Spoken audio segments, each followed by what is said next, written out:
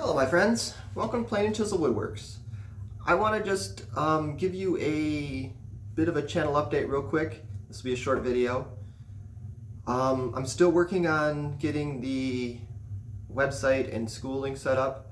I've got the website, but I'm still working on the syllabus for what I want to cover in each section and kind of organizing that.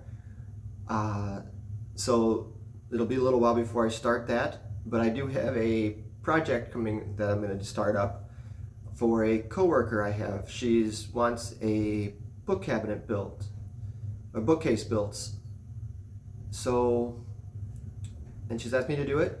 We're going to do, again, it's out of maple, or I'm sorry, walnut, because that's what I have a lot of, and she's okay with that.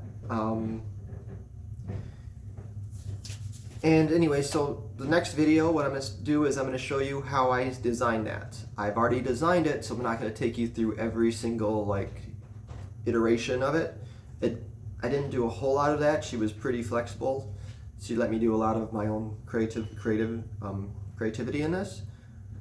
But I kind of want to show you my idea and my process of thinking.